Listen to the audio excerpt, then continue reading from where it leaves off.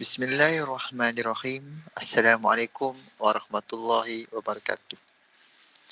Saya ahli kumpulan 17 dan merupakan ketua kumpulan 17 ingin membentangkan tajuk fenomena dan manifestasi relativisme pasca-modernisme dalam konsep pasca-modernisme. Sebelum saya melangkah ke arah yang lebih lanjut, izinkan dulu saya memperkenalkan ahli kumpulan saya lebih dahulu. Nama saya Muhammad Imran bin Azizi, memegang kad menteri A17788, merupakan pelajar dari Fakulti Pendidikan tahun 2. Saya akan membentangkan tajuk pandangan saya iaitu maksud pasca-modernisme. Yang kedua, Nur Salihah Maisarah binti Abdul Rahim. Nur Salihah Maisarah akan membentangkan tajuk pemikir-pemikir era pasca-modernisme. Dan yang ketiga, Nurul Aisyah binti Ahmad Fuzi. Nurul Aisyah akan membentangkan tajuk prinsip asas pasca-modernisme. Dan yang keempat, Nur Syazah binti Rushidi akan membentangkan tajuk barangan pasca-modernisme. Dan yang kelima, Nurul Izzati binti Amiddin. Nur Izzati akan membentangkan tajuk kesan pasca-modernisme kepada masyarakat. Sebelum saya melangkah ke lebih jauh, izinkan dulu saya memberi serangkap pantun. Melati kuntum, tumbuh melata, sayang merbah di pohon cemara. Assalamualaikum, mulanya kata, saya sembah pembuka bicara. Pantun tersebut saya tujukan kepada pensyarah iaitu Dr. Syedatun. Seperti sedia maklum, setiap pembentangan ataupun setiap pembelajaran mestilah terdapatnya hasil pembelajaran, di mana hasil pembelajaran yang akan dapat daripada pembentangan kami yang pertama menjelaskan tentang pasca-modernisme, membezakan modernisme dan pasca-modernisme secara umum. Dan yang kedua menyatakan pendapat ahli pemikir pasca-modernisme, menjelaskan barangan pasca-modernisme. Yang keempat, menyatakan kesan terhadap pengaruh pasca-modernisme untuk masyarakat di Malaysia. Dan yang kelima, menjelaskan cara mengatasi cabaran ideologi relativisme pasca-modernisme dalam kehidupan semasa. Okey, saya teruskan dengan maksud pasca-modernisme. Maksud pasca-modernisme merupakan satu aliran fahaman terkini yang berkembang di barat lanjutan daripada fahaman modernisme yang sekian lama menjadi tunjangan pemikiran dan cara hidup barat. Perubahan kepada struktur yang melibatkan seluruh kehidupan barat yang menolak agama serta nilai dan menjadikan fahaman rasional kebendaan, aliran hedonistik yang mementingkan keseorangan dan anarki tidak berasaskan undang-undang sebagai titik tolak mencorak kehidupan baru yang banyak bercanggah dengan agama. Okay, saya teruskan pembentangan dengan memberi kepada ahli kumpulan saya iaitu Nur Salihah Maisarah binti Abdul Rahim untuk mengulas dan mengupas sedikit sebanyak tentang tajuknya. Silakan. Terima kasih saudara Imran. Assalamualaikum dan salam sejahtera. Saya Nur Salihah Maisarah binti Abdul Rahim, A1778877, merupakan pelajar dari Fakulti Pendidikan dan mengikuti pengajian Sukan dan Rekreasi. Baik, tajuk saya ialah pemikir-pemikir era pasca moden. Teori pasca-modernisme dihargai bukan sahaja di Barat, di mana ianya dilahirkan malahan di negara-negara dunia seperti India, Afrika Selatan dan Amerika Latin. Ramai intelektual mengatakan teori pasca-moden ini sebagai kontra atau counter trend kepada teori moderniti, iaitu mengenai keterpinggiran dunia ketiga dari aspek pemikiran dan budaya. Kuasa pusat diruntuhkan dan beralih kepada pinggiran. Pasca-modernisme yang bermula sebagai counter movement dalam kesenian dan seni bina telah berubah menjadi pengaruh besar dalam dunia intelektual dan sosial, yang mana selepas 20 tahun telah meruntuhkan moderniti dan mewujudkan pasca-modernisme yang baru. Baik. Seterusnya, aspek yang termasuk dalam pembangunan idea pasca modernism ialah menolak saintifik dan objektiviti peradaban barat, meruntuhkan asas falsafah barat, menekan ketidaktentuan dalam fizik kuantum dan matematik, menekankan ketidaksenambungan masa dan tempat dalam sejarah manusia, munculnya magical realism, mazhab fiksyen oleh para novelis, sekularisasi agama dan pembuangan konsep dan praktis agama yang merupakan asas moraliti dalam masyarakat. Yang akhir sekali, menggembar-gemburkan ekonomi pasaran, market ekonomi dan menyemarakkan consumerism, consumer choice. Beberapa pemikir telah muncul untuk menyokong dan menentang pergerakan dan pandangan yang berleluasa mempengaruhi seluruh disiplin seperti falsafah, sains, sejarah, sastra, budaya dan juga antropologi, fiksyen dan agama. Baik, di antara pemikir tersebut ialah John Baudrillard.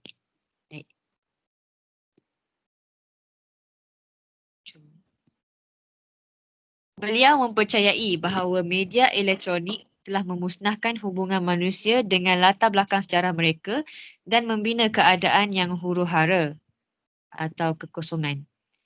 Walaupun mempunyai latar belakang Marxis, beliau mengakui bahawa teorem Marxis telah diterbalikkan. Menurut Marx, kuasa ekonomi yang membentuk masyarakat tetapi dalam era pasca moden, kehidupan masyarakat yang mempengaruhi ekonomi yang kemudian berkuasa membentuk simbol dan imej, mengambil pendekatan structuralism, beliau berpendapat bahawa makna dicipta oleh hubungan antara manusia secara verbal dan bukan realiti luaran. Dalam era dominasi media, Baudrillard mengatakan makna dicipta oleh aliran imej seperti dalam sebuah rancangan televisyen yang menggunakan imej untuk mencetus makna. Kehidupan sosial dan peribadi manusia adalah bergantung kepada imej yang dipancarkan di media. Oleh itu, dikatakan bahawa persekitaran mereka adalah sesuatu yang dicipta. Manusia bergerak balas kepada imej yang dicipta dan ditayangkan daripada manusia yang sebenar atau tempat yang sebenar. Manusia yang sebenar tidak wujud secara langsung tetapi sebenarnya wujud dalam media. Media yang mempengaruhi pemikiran dan tingkah laku manusia dan pengalaman. Baudrillard menyebut ini sebagai dissolution of life into TV. Seterusnya, pemikir Michel Foucault. Foucault menyebut bahawa organisasi keluarga semakin luntur dan diganti oleh organisasi moden seperti penjara, sekolah dan hospital yang memainkan peranan untuk mengawal masyarakat. Kebebasan individu yang muncul dalam era moden seharusnya mempunyai disiplin dan surveillance. Kuasa dan kawalan sangat berkait dengan wacana. Sementara wacana pula merupakan cara bercakap dan berfikir yang berkait dengan andaian manusia ke atas sesuatu perkara. Contohnya, subjek kegilaan bertukar wacana dari Middle Age hingga kini. Satu ketika dahulu, kegilaan dilihat sebagai tidak mencederakan orang lain dan pemberian. Dalam masyarakat moden, kegilaan dikaitkan dengan wacana perubatan yang mengaitkan ianya satu penyakit dan perlu diubati.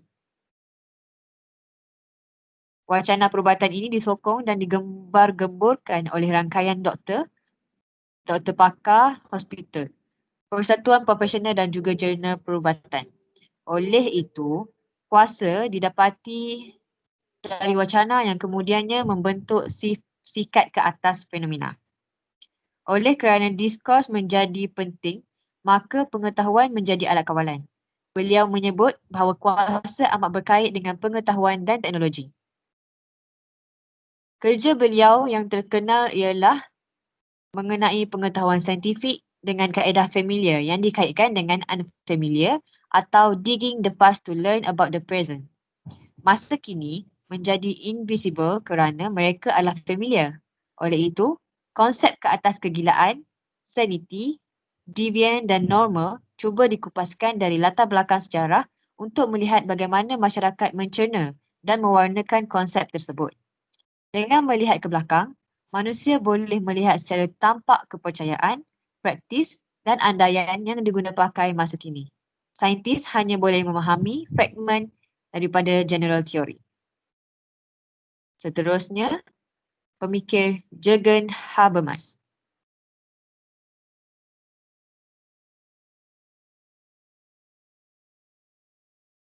Habermas lebih menyokong Weber jika dibanding dengan Marx.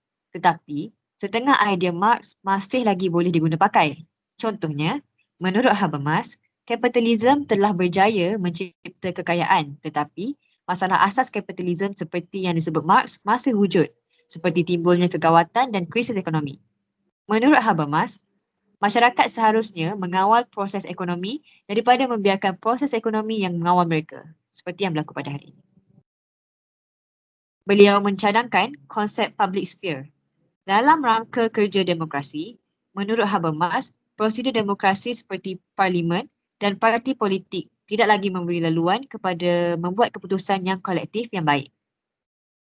Penglibatan komuniti, NGO, agensi tempatan dan reformasi prosedur demokrasi boleh menyemarakkan semula public sphere. Media moden boleh digunakan untuk memperbaiki sistem demokrasi.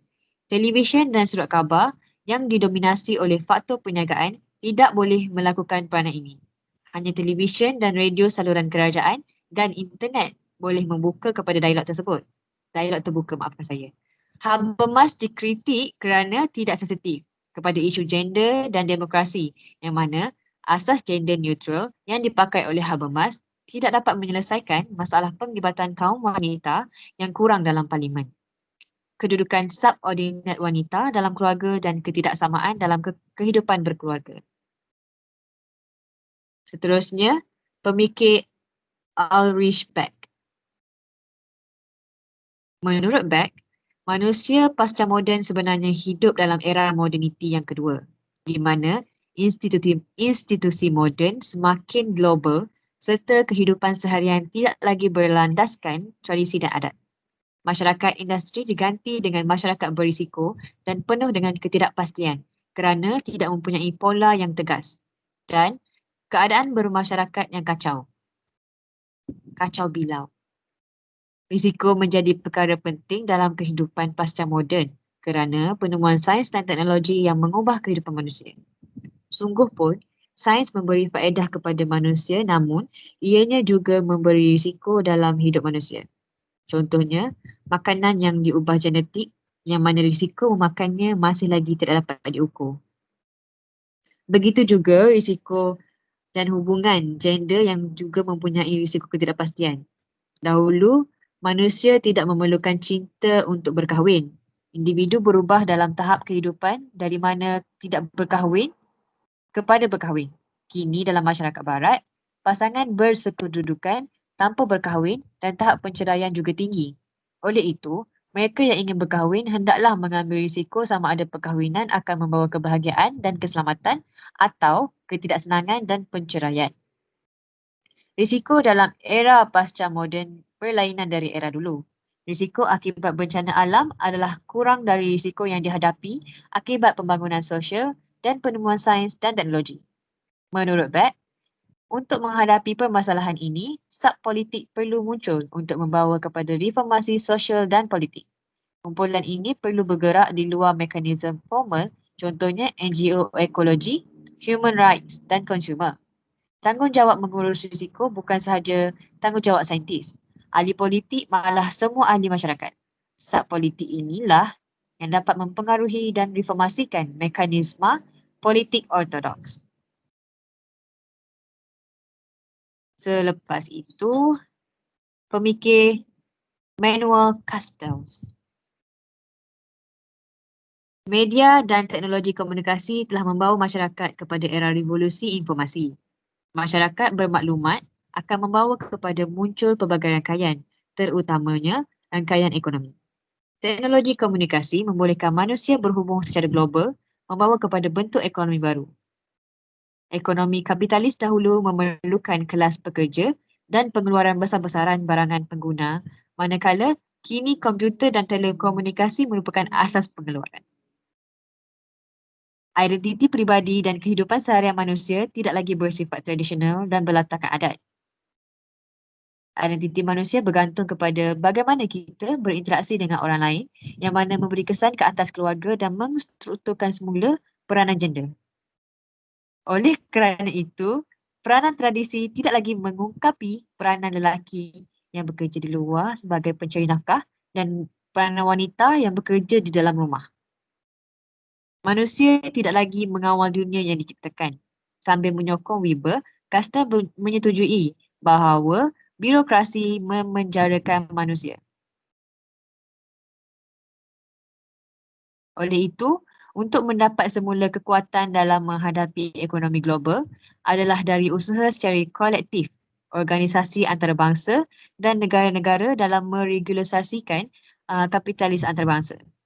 Di sini, teknologi informasi menyediakan wacana untuk local empowerment dan membangkitkan semula sense of community. Contohnya, di Finland, menurut beliau, mempunyai masyarakat berteknologi maju dan pada masa yang sama merupakan negara kebajikan yang cekap di mana sistem sosial diadaptasi untuk keperluan bentuk ekonomi baru. Seterusnya, pemikir Anthony Giddens. Runaway world adalah konsep yang dicadangkan oleh Giddens dalam membincangkan era pasca moden. Menurut konsep ini, dunia ditandai oleh risiko dan ketidakpastian yang baru seperti yang disebut oleh Beck, tetapi beliau menambah bahawa trust perlu dikaitkan dengan risiko. Trust di sini bermaksud keyakinan ke atas individu dan institusi.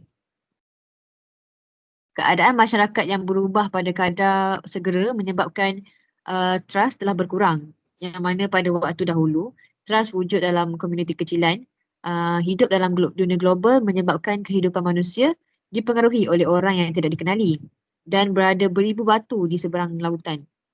Trust yang dikaitkan ialah trust ke atas sistem abstrak seperti berkeyakinan ke atas agensi regulasi makanan, ke atas sistem perawatan air dan ke atas keberkesanan sistem perbankan. Manusia memerlukan keyakinan ke atas autoriti untuk menghadapi risiko secara berkesan. Social reflexivity menurut Giddens penting dalam era reformasi. Hal ini merujuk kepada think about or reflect upon the circumstances in which we live our lives. Bagi masyarakat yang berpegang pada adat dan tradisi, mereka hanya mengikut budaya yang diwariskan kepada mereka tanpa memikirkan kembali apa yang mereka lakukan. Masa kini, adat dipersoal untuk dibuat keputusan. Contohnya, dengan adanya teknologi reproduksi, ibu bapa boleh memilih bilangan anak dan jantina anak mereka. Ini membawa kepada dilema etika. Era pasca moden membuatkan negara hilang kuasa global dalam mereka bentuk polisi ekonomi. Contohnya, negara yang mempunyai pengaruh ekonomi yang sedikit di peringkat antarabangsa. Negara seelok-eloknya secara bersama bersatu tenaga membangkitkan kembali pengaruh mereka. Demokrasi masih penting. Malah ianya merupakan jentera untuk menilai permintaan dan permohonan dari pelbagai pihak. Agensi bukan kerajaan dan pertubuhan boleh membantu kerajaan dalam menyuarakan pendapat dan pandangan serta permintaan agar demokrasi menjadi lebih licin. Menurut Giddens, demokrasi tidak boleh dilimitasikan dalam public sphere sahaja. Pada hari ini,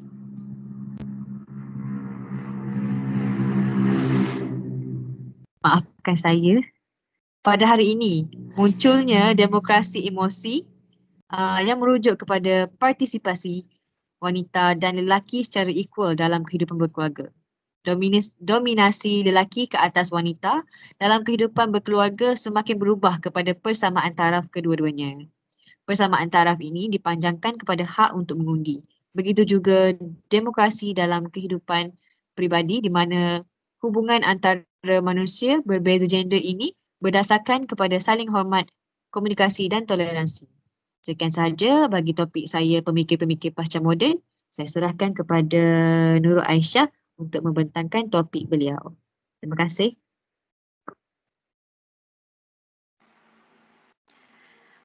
Bismillahirrahmanirrahim. Assalamualaikum. Nama saya Nurul Aisyah binti Ahmad Fuzi, pemegang kad matrik A177865. Saya merupakan pelajar tahun 2 Sukan dan Rekreasi dari Fakulti Pendidikan. Baik, pada tajuk ini saya ingin mengulaskan dengan lebih sedikit mengenai pasca modernisme yang mana bertentangan dengan era modernisme. Tujuannya supaya ia dapat difahami dengan lebih mendalam apa yang kami cuba terangkan mengenai tajuk ini.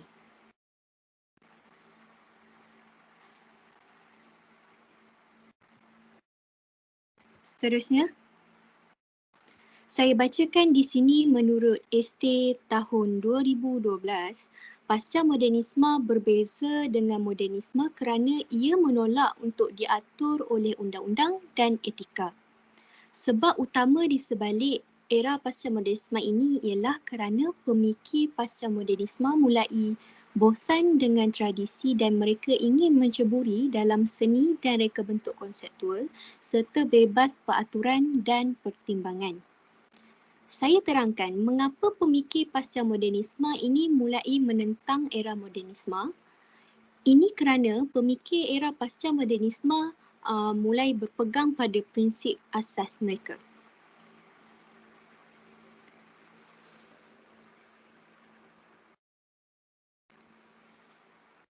Di slide ini tersenarainya prinsip-prinsip asas pasca modernisme. Saya bacakan yang pertama, mereka menolak saintifik dan objektif peradaban manusia. Seterusnya, mereka juga meruntuhkan falsafah barat. Ketiga, mereka menekan ketidaktentuan dalam fizik kuantum dan matematik. Keempat, menekan ketidaksambungan masa dan tempat sejarah manusia. Seterusnya, munculnya mazhab fiksyen oleh para pemikir. Kemudian, pembuangan konsep dan praktis agama yang merupakan asas molariti masyarakat. Dan yang terakhir, menggembar-gemburkan ekonomi pasaran dan menyemarakkan konsumerisme. Tetapi saya akan memfokuskan kepada beberapa prinsip asas untuk diperjelaskan. Next slide.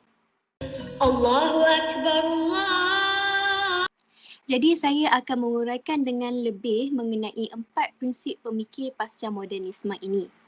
Pertamanya, semua yang dipercayai benar semasa zaman moden dianggap langsung tidak benar dan tidak boleh dipakai pada era postmoden. Kemudian, pemikir postmoden melihat semua jenis pengetahuan dan semua sumber pengetahuan sebagai sesuatu yang tiada asas kewujudan. Contoh saya beri, mereka bertanya mengenai apa itu kehidupan. Kenapa kewujudan itu perlu ada benda dan jisim daripada kewujudan yang tiada benda dan jisim? Jadi mereka terus menimbulkan persoalan demi persoalan. Kemudian pemikiran postmoden ke atas kewujudan ialah simulacrum, di mana tidak ada perbezaan di antara image dan realiti material. Jadinya kehidupan manusia menjadi watak seperti dalam mainan video global yang mana berperang di alam cyber. Terakhir sekali, mereka tidak menerima realiti, iaitu denial of reality. Pemikiran postmoden mengatakan tidak ada ultimate reality yang membuatkan manusia melihat apa yang diingini mereka mengikut kedudukan mereka dalam masa dan tempat, juga latar belakang budaya dan sejarah. Selesai daripada saya, jadi saya serahkan kepada rakan pembentang yang seterusnya.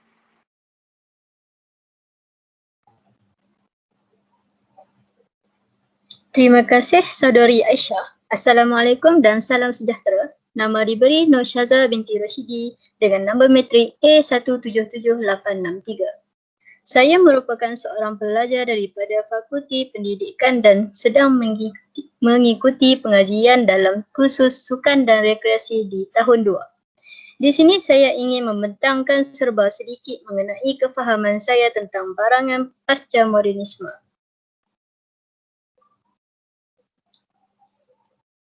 Barangan pasca modernisme. Novel satanik versesnya atau Martin Solkis dalam filem The Last Temptation of Christ. Bangunan yang mencampur adukkan pelbagai tradisi seni bina dengan bentuk seni bina moden dalam bangunan tersebut.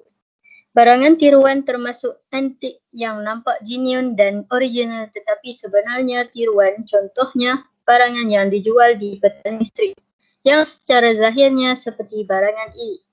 Contohnya, beg tangan Bonia, kasut Calorino.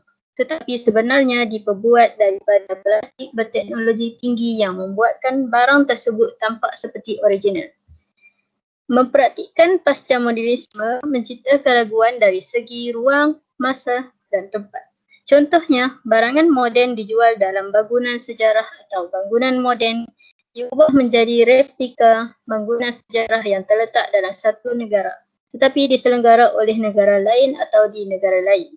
Mereka yang menekankan kehidupan tiada makna secara total meaninglessness of life, dapat digambarkan dalam muzik dan seni lagu.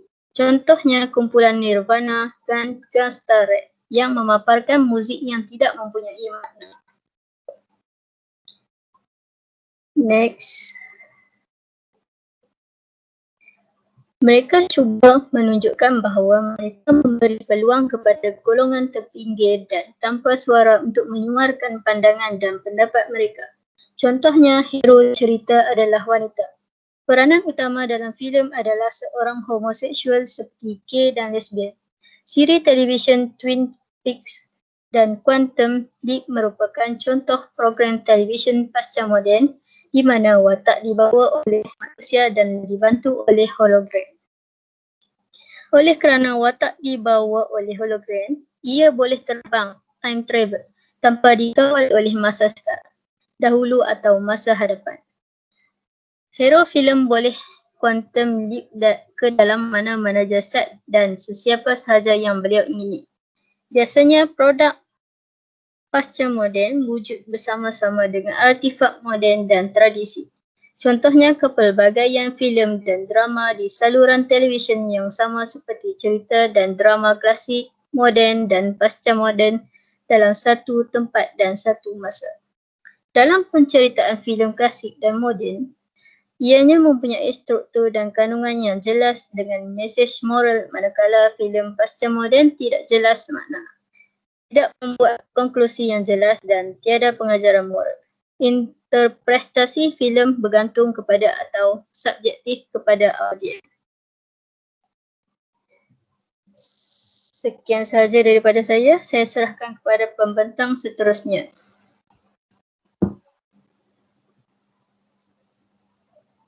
Assalamualaikum warahmatullahi wabarakatuh. Terima kasih saya ucapkan kepada saudari Syaza. Saya Nurul Izzati binti Amirdin, nombor matrik A174627.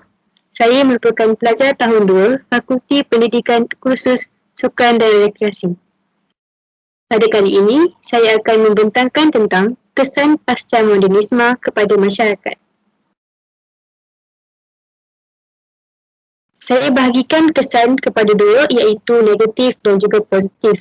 Saya akan menerangkan tentang kesan negatif terlebih dahulu. Yang pertama, pasca modernisme memberikan pengaruh yang buruk kepada masyarakat, terutamanya kepada umat Islam, kerana pasca modernisme membawa pengaruh besar dari barat seperti kefahaman LGBT. Ia juga menyebabkan institusi kekeluargaan semakin rapuh dengan menyaksikan anak-anak, terutamanya golongan remaja, terlalu terpengaruh dengan media sosial dan juga teknologi dan sanggup melakukan apa sahaja tanpa batasan. Yang ketiga, kesedaran rakyat tentang kepentingan kebudayaan dan adat semakin berkurang dan ianya dianggap sebagai sesuatu yang meremehkan. Seterusnya, kesan positif. Pasca modernisme memperkenalkan kemudahan teknologi yang menjadikan proses penyampaian maklumat adalah lebih cepat, teratur dan lebih berkesan. Ia juga sekaligus melahirkan masyarakat yang bermaklumat sekaligus membawa kepada pemikiran masyarakat yang kreatif dan berdaya saing. Kemudian, ia juga memberi pemantapan taraf ekonomi negara dengan menjadikan negara yang mempunyai ekonomi yang lebih stabil sebagai sumber rujukan. Seterusnya, setiap isu semestinya mempunyai cara mengatasi. Di sini saya akan menceritakan tentang cara mengatasi cabaran era pasca modernisme. Secara umum, untuk mengatasi cabaran era pasca modernisme, kita sebagai masyarakat boleh mempromosikan dan menambah baik budaya. Kemudian, kita juga boleh menjaga struktur budaya dan tradisi mengenai moral dan etika. Identiti diri dan sejarah perlu diperkuatkan agar ianya menjadi signifikan dan berkait dengan kehidupan manusia. Individu sendiri perlu selalu menyampaikan mesej moral sesama sendiri. Yang ketiga, agama perlu diperkukuhkan dalam masyarakat, lebih-lebih lagi masyarakat bukan barat, untuk menghalang pasca moden yang akan menyebabkan kebergantungan Asia ke atas barat. Cabaran humanitatif dan intelektual ialah untuk menjaga garis etika dan moral. Dan terakhir, ianya kita boleh mempertingkatkan ilmu pengetahuan supaya dapat membezakan pengaruh pasca modernisme yang baik dan buruk. Secara kesimpulannya, pasca moden merupakan bentuk pandangan yang patologis di atas keburukan barat untuk membesarkan dan mendominasi realiti dan kebenaran. Pasca modernisme sebenarnya menggunakan ideologi tersendiri untuk mengkolonialisasikan semula dunia mengikut peradaban barat. Penyerapan idea pasca modernisme dibuat di beberapa peringkat untuk menekan budaya yang bukan barat tetapi memperlihatkan dirinya sebagai pejuang.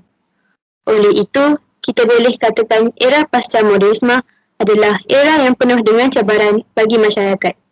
Walaupun sains dan teknologi telah memberi faedah dalam kehidupan manusia, namun ia juga menyediakan beberapa perangkap.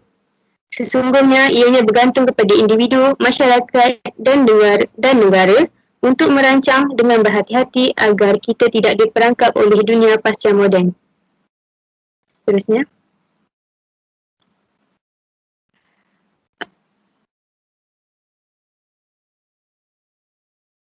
Soalan, bagaimana pasca modernisme dikatakan penolakan terhadap moderniti?